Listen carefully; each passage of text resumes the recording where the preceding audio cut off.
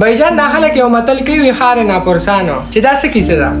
د خار ناپرسان دا قصه راسره چې دا یو پیر او یو ورسره شاګرد مرید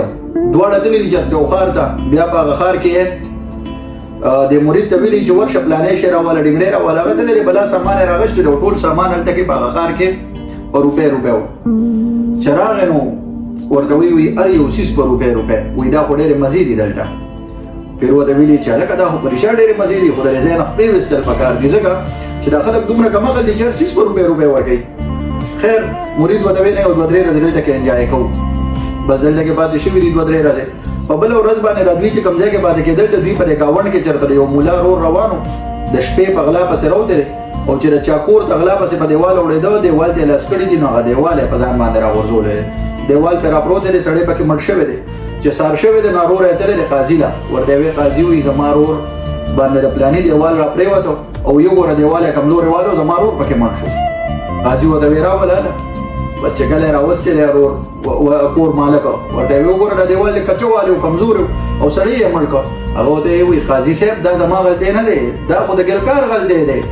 ګلکار چې کوم دی نو دا دیوال کمزورې والی دی او زه خو هغه ورته یې ګلکار راولې ګلکار یې راوستلی مصري چې ورته څوک وایي څوک ورته محسن وایي دا دغه چې دیوالونه وایي چې کله یې ګلکار راوستلی ګلکار ته وایي تا څنګه دیوال والې وګوره سړی یې مړ کړ تا له خو پانسي درکوو هغه ورته نه ما له پانسي مه راکوې دا مزدور کار کړی دی مزدور پکې خټه کې اوبه نه وې اچولې اوبه یې کمې اچولې وې ځکه وایي ښه مزدور راولې مزدور یې راوستی چې کله یې مزدور راوستی نو مزدور ته یې وایي څه حساب دی وایي دا تا څنګه دی خټه کې دغه کړو چې یاره را پرېوته مزدور ورته وایي زما څه ګناه ده وی د باچا سلامت اسرا خلاص شوو په خلکو چکونه لګول او له دیوالې د کور ته تښتېدم ما پکې له اوبو پوره کړې نه وې چې دوی خټه استعمال کړو دغه شوه ورته ویې ښه وایي لاړ شئ د باچا چې کوم د اسونو خادم دی هغه راولئ چې اس څنګه را خلاص شو د باچا خادم یې راوسته باچا خادم ورته ویې زما څه ګناه وه وایي د باچا لور راووته وایي لاسونه کې بنګړو شرنګ وکړو وایي زه خو کمزور انسان یم د لاس نه مې اس خلاص شو اس ویرېده او بار راووته او خلک یې ووهل او لته یې والې وی لاړ شئ د باچا لور راولئ لاړل خلک د باچا لور یې راوسته چې کله یې د باچا لور راوسته نو د باچا لور ورته وی دا بنګړي خو چې کوم دی نو دا شرنګ پکې ما نه دی اچولی دا خو چې کوم زرګر جوړ کړي دي زرګر پکې شرنګ اچولی دی زرګر راونیسئ بس د هغې نه بیا تللي دي او زرګر یې رانیولی چې کله یې زرګر رانیولی دی او راوستی دی زرګر ته یې وی دا بنګړي تا جوړ کړي دي یا یو ګوره وایي خدای را شرنګ نه وکړی نو اس به نه تښتېده نو اوس به څه کېږي دا سړی مړ دی زرګر ورته وی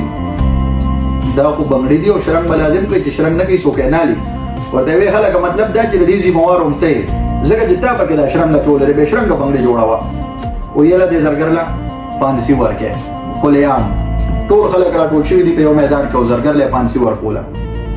کله چې زرګر له پانسي ورکوله نو یو دغه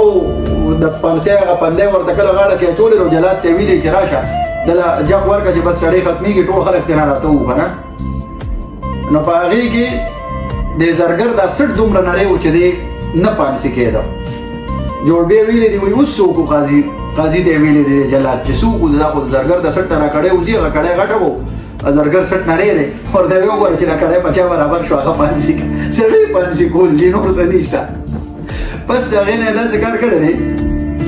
چې دغه سره پیر سره کم شاګرد و بس دې ته یې کتلي دي چې ده ته څنګه کړی ور اچولی ده په ده ښه پټ راغلی ډېر ښه سوړ و نو بس چې دې یې کله تختې ته خېجولی دی که نه نو ده ورته چغې والې د خپل پیر ته وایي پیر صاحب خلاص مې کتې